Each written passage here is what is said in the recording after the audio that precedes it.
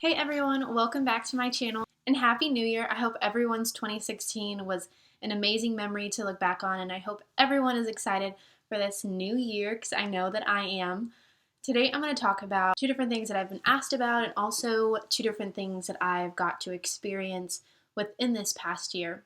The first one being transitioning from not living with your husband or not living with your boyfriend to then living with them. What is that transition like, and what are the stresses and not stresses and everything like that? And then the second one is, what is it like living in a new state, leaving your family and everything that comes with moving?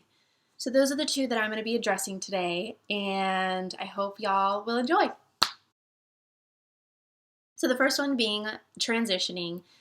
Everyone has a different situation. Everyone's in a different state. They go to different bases, and there's different rules and different branches and stuff like that. But for the one that I'm going to address, I will address Navy and our situation, which will kind of give you a little bit of background of what maybe you'll be facing. And so the first thing that I want to address is that you get one military move, which I've addressed in, I think, my other video. And the military move is where the military will move either all of your stuff or partial stuff. And I think one of my viewers, Rockin' Robin, she actually commented on my last video saying the differences between partial and full. And when we moved to Washington, we did the full, which is they pack everything for you, they even ship your car for you. They ship everything. And so the transition of not living with them to living with them, that you can use that military move for that reason. We didn't do that because we knew we would have to use it for a later time, which will probably be more difficult. But if you decide to do it at the time that you need to move with each other, you can. I know that moving is stressful because I graduated and then I had a wedding a week later. And then 3 days later, I moved to San Diego. So I was like extreme overload, stressed out. So if you're worried about stress or being stressed out, just know that it's going to happen. You're going to be stressed out by any type of moving, especially if it's from one state to another. That's always really stressful. If you decide to do the military move, it won't be as stressful. But if you decide to do it like us, and pack everything yourself, get a U-Haul, drive to your destination, it might be hard, but you'll get that drive, you'll get that fun experience of road tripping and everything like that. So that'll be fun. But just know, get all the friends and family you can to help you pack, and it'll be a lot easier of a transition. One thing that is cool about moving with your husband is this thing called BAH.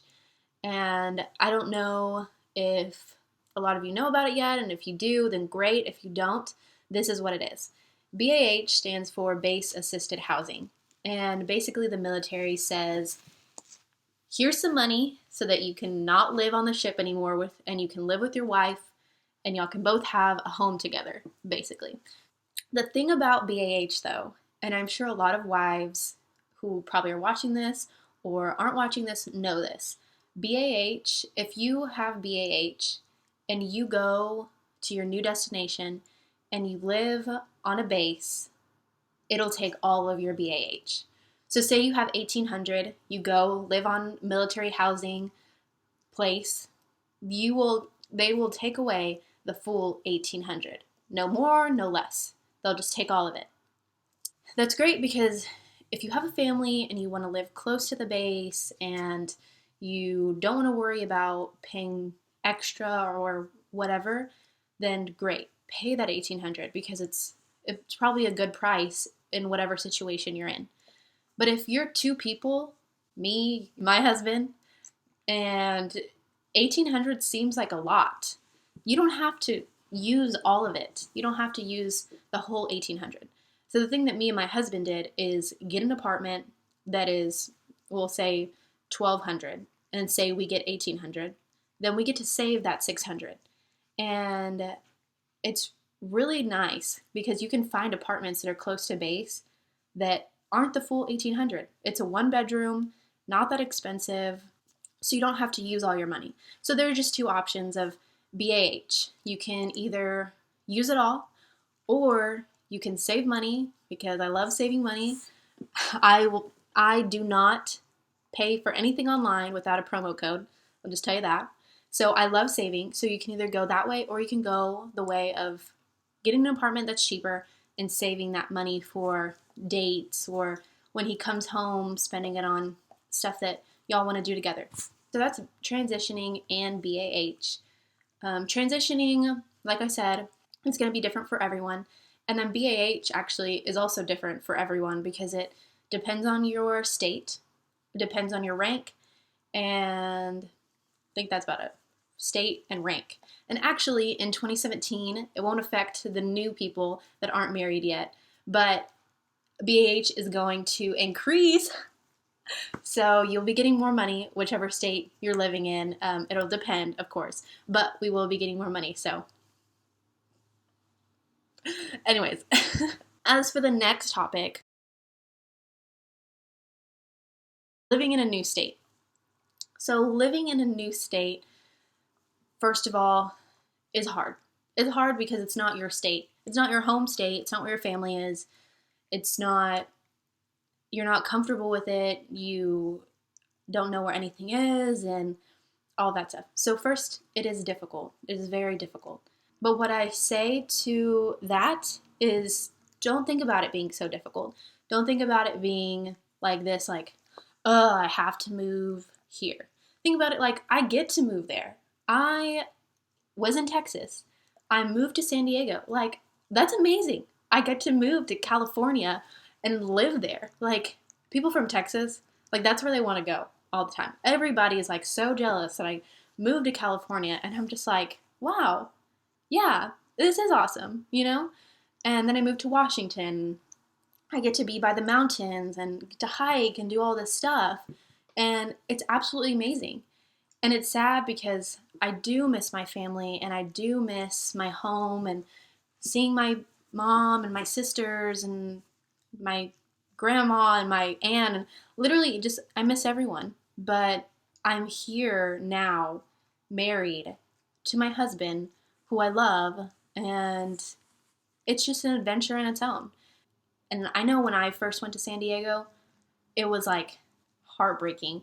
Like, I would just be sad a lot because I was only 21 and I moved, and it wasn't like I was moving 4 hours away from my mom where I could just go visit her. Like, I had to get on a plane if I wanted to go visit. And so it was really sad, but I think the more that you kind of grow up and the more that you realize that, like, that there's more out there, and that, you know, you're going on an adventure of a lifetime with the person that you love, I think it becomes easier maybe. And I know I have a close relationship with my mom. And so I'm going to tell y'all, the women that do have close relationships, that it will be hard. But get out there and do things and spend a lot of quality time with your significant other, because he'll be gone and you'll be home alone, and that sucks.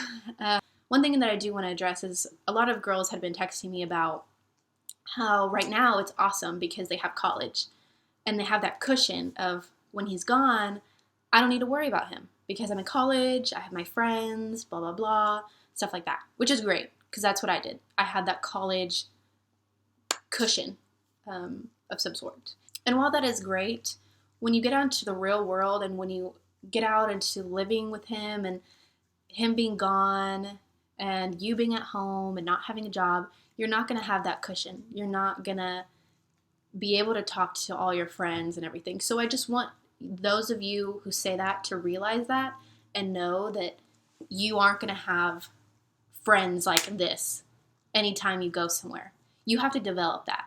And one place that I think, because I'm a Christian, I think the best place to do that is church. To just get involved and do stuff. And even if you don't go to church or you don't do stuff like that, just get involved in like city activities or groups or stuff like that, just to be able to get out of the house and experience what's in the city while he's gone. You don't have to sit down and wait for him to get back. and then say, let's go do stuff. Just get out and be active and stuff like that. So just remember that moving to a new place will be difficult, just like the transition will be. Stepping into a new life is always weird because we as humans are creatures of habit. And so we like things that are the same thing that we do every day. And getting married is totally not what we do every day. Like being married and having responsibilities is so much different and so much crazier than I could have ever imagined. Another thing that I did want to mention is something that someone brought up to me, I think, in an email last week. And it was something about how the wife stays here while the husband is deployed or away or whatever. And I just want to clarify that the wife doesn't have to stay if the husband is gone. If you have a 12-month lease on an apartment and your husband gets deployed, the apartment or the housing place that you live at will break that lease. They'll say, okay, he's getting deployed. You no longer have to live here. You don't have to pay anything. You don't have to do anything. You just move out. And I don't know why they do that. I guess it's just like because they know the military has to just up and leave. But it's a really nice thing that they put in the contracts that you don't have to stay. So if you're worried about staying in a new state all by yourself, don't worry. I know whenever my husband is getting deployed, I'm not going to stay here. I don't know that many people. I'm going back home and living with my family. So you can do the same if you choose to. If you don't want to, if you want to stay in the new state, settle down, feel out the area, do whatever you can. But he'll probably be gone for a long time. And I don't want you to feel like you have to, or that you're stuck there, or that you're lonely because you don't know anyone. Like, if you want to move or go back home, you do that. You don't have to stay. So just remember that for the future if he ever gets deployed. So just don't worry about really anything, because life comes with stress, life comes with worry, life comes with all of these different chaotic things that are going through our brains, and us telling ourselves like, oh my gosh, what if this happens? What if this happens? What if this happens? And just know that it's all going to be okay. Like, me and tons of military wives have gone through this, and the moving is hard, yes, but you'll get through it. Him leaving is hard, but you'll get through it. All of it is a difficult process. And just, if you are a Christian, just know that God has got a plan for you, and just to trust him with it. If you're worrying, then you're not trusting him.